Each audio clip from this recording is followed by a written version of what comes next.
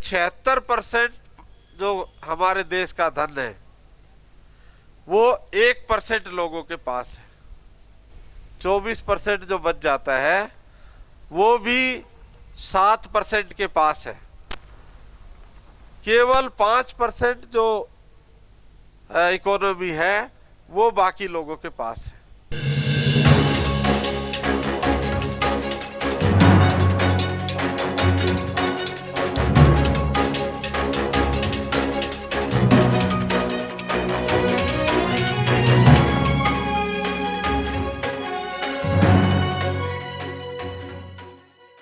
राजनीति के ऊपर हम आए। हमारे देश में सरकारी संस्थानों को बेचा जा रहा है। अभी 10 संस्थान उन्होंने आइडेंटिफाई किए हैं जिसको बेचने का विचार है। अभी बीएसएनएल को उन्होंने एक पैकेज दिया। उस पैकेज के साथ उन्होंने वहां जो नौकरी करने वाले एम्प्लॉइज हैं उनको वॉलंटरी रिटायरमेंट लेने का या टर्मिनेट करने का भी सिस्टम डेवलप किया। बीएसएनएल में केवल एक टेलीकम्युनिकेशन का सिस्टम ही नहीं, उनकी प्रॉपर्टी इतनी ज़्यादा है और वो सारी प्रॉपर्टी बहुत अच्छी जगह लोकेटेड है, तो वो प्रॉपर्टी अरबों करोड़ रुपए की है। इसलिए ये जो सरकारी जो जमीन है, सरकारी जो संस्थान है, उसको बेच के और नया सिस्टम जो प्राइवेटाइजेशन का डेवलप कर रहे हैं, जिसमें 76% जो हमारे देश का धन है वो 1% लोगों के पास है। 76% जो हमारे देश की इकोनॉमी है उसका कंट्रोल, उसकी पोजेशन, उसकी ओनरशिप 1% लोगों के पास है। और जो बाकी 24% जो बच जाता है वो भी 7% के पास है। केवल 5% जो इकोनॉमी है वो बाकी लोगों के पास। तो ऐसी व्यवस्था में जिसमें सरकार, अगर आप अपना घर बेचने लगे, आप अपने बर्तन बेचने लगे, आप घर की चीजें बेचने लगे, तो इसका मतलब आप घर चलाने के लायक नहीं है। अभी मोदी जी ने रिजर्व बैंक से 1,76,000 करोड़ रुपया निकाला। ये एक एग्जाम्पल है। कभी भी इस तरह 1,76,000 करोड़ क्या इस तरह का कोई पैसा नहीं निकाला गया। जो रिजर्व फंड था हमारा, जिसमें आम आदमी के टैक्स के पैसे से उस फंड को जोड़ा गया और उस फंड में से 1,76,000 निकाला उन्होंने। उसके 2 हफ्ते बाद ही उन्होंने कहा 35,000 करोड़ रुपया और चाहिए। 1,76,000 करोड़ और 35,000 करोड़, ये सारा पैसा जो हमारी सरकार का जो पैसा है, इस पैसे को वो अपने जो चहीते पूंजीपति हैं उनको दे रहे हैं। और वो चहीते पूंजीपति कोई 10,000 लेके भाग रहा है, कोई 15,000 लेके भाग रहा है। कोई नीरव मोदी के नाम से जाना जाता है, कोई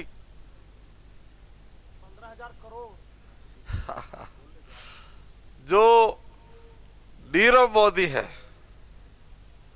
वो 15,000 का मतलब, मेरा 15,000 तो अगर मैं वैसे ही चर्चा करता तो मुझे लगता मुझे चर्चा नहीं करनी चाहिए। मैं ऐसा समझता हूं कि आप सब लोगों को ये पता है कि 15,000 करोड़ रुपए, 10,000 करोड़ रुपए लेके लोग भाग रहे हैं।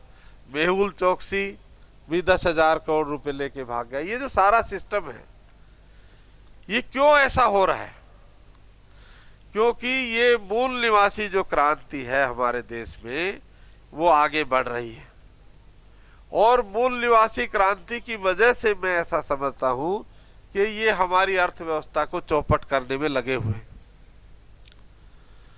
अगर हमारे देश में साधन ना होते तो समझ में आता है कि गरीबी हो सकती है, लेकिन ये साधन जो है इनको कंसंट्रेशन किया गया, एक जगह उसको इकट्ठा किया गया।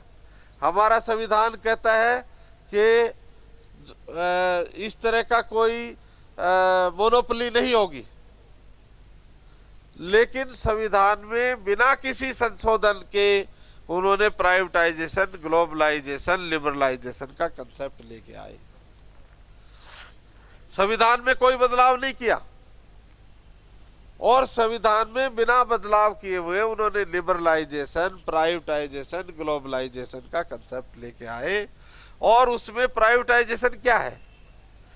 सरकारी बैंक से एक आदमी लोन लेता है और वो किसी फॉरेन की कंपनी में पार्टनर बन जाता है और उस पैसे से वो सरकारी कंपनी को खरीद लेता है। पैसा सरकार का और आदमी यहां का, नाम विदेशी का।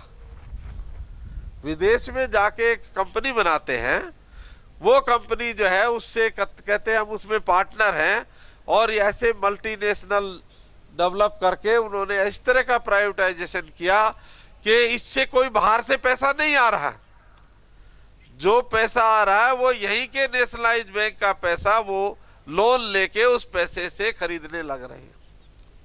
एक विदेश संचार निगम नाम का संस्था थी, विदेश संचार निगम को 3000 करोड़ रुपए में बेचा। उसकी प्रॉपर्टी कई लाख की थी, वो अलग सब्जेक्ट है। 3000 करोड़ में से 2840 करोड़ रुपया एक साल के अंदर टैक्स का वापस भुगतान आ गया उसके पास। मतलब 160 करोड़ में उसको इतना ज्यादा, जिससे हमें बेनिफिट था, पैसा मिल रहा था टैक्स के जरिए और आमदनी हो रही थी, उसको बेच दिया। कहने के लिए वो 3000 करोड़ में बेचा, लेकिन एक साल के अंदर जो टैक्स का उसको रिफंड आया, इनकम टैक्स और कस्टम का जो रिफंड आया वो 2840 करोड़ रुपए आया। जब हमने केस किया कुछ एम्प्लॉइज का, तो वो एक एम्प्लॉय था मिस्टर गायकवाड़, उसने वो डॉक्यूमेंट मुझे दिखाए। तो मैंने कहा गायकवाड़ साहब इसका मतलब तो ये हुआ 160 करोड़ में बेच दिया उन्होंने। कह रहे साहब ये तो डॉक्यूमेंट है, इसमें मैं कुछ नहीं कह सकता, जो आपको समझना हो आप समझ लीजिए। तो जो ये प्राइवेटाइजेशन का जो कंसेप्ट इन्होंने लागू किया, वो पूरा लिबरलाइजेशन का जो कंसेप्ट लागू किया। अब हरियाणा में 336 गवर्नमेंट के स्कूल बंद कर दिए। हमारे बच्चे सरकारी स्कूलों में पढ़ते हैं और प्रोफेसर यादव ने बताया कि 2 तरह की एजुकेशन व्यवस्था है, लेकिन वो सरकारी स्कूल भी हमारे लिए नहीं छोड़ रहे हैं। सरकारी स्कूल को भी वो बंद कर रहे हैं ताकि हमारे बच्चे ना पढ़ जाएं। क्योंकि एक आदमी पढ़ा था तो उसका वो काउंटर करते करते वो पूरा उनका सिस्टम डिस्टर्ब हो गया, और एक ही आदमी ने इतना सारा चेंजेस लाया कि वो उसको कंट्रोल नहीं कर पा रहे। तो बाबा साहब डॉक्टर अम्बेडकर ने जो बदलाव लाया, वो बदलाव एक आदमी जो अभावग्रस्त था उसको फाइनेंशियल सपोर्ट मिली, जिसकी वजह से वो विदेश में पढ़ पाया, और विदेश में पढ़ने की वजह से ऐसी स्थिति मजबूर की कि वो संविधान सभा का सदस्य बना और संविधान निर्माण की कमेटी जो थी उसका चेयरमैन बना। ये जो पूरा प्रोसेस है इसको हमने समझना है। इसलिए उन्होंने 10वीं का जो एग्जाम होता उसको बंद कर दिया था पीछे। हमारा बच्चा केवल पढ़ के अच्छे नंबर लाके कंपटीशन की भावना पैदा कर सकता है, वो आगे बढ़ सकता है, तो इसलिए वो एग्जाम भी नहीं कंडक्ट करना चाहते। एग्जाम कंडक्ट करने में उनको लगता है कि वो पिछड़ जाएंगे और जो दूसरे जो लोग हैं वो उनसे एडवांस हो जाएंगे। हमारा संविधान कहता है कि कंसंट्रेशन ऑफ वेल्थ नहीं होगा, लेकिन कंसंट्रेशन ऑफ वेल्थ के लिए पूरा कानून पार्लियामेंट बना रही है।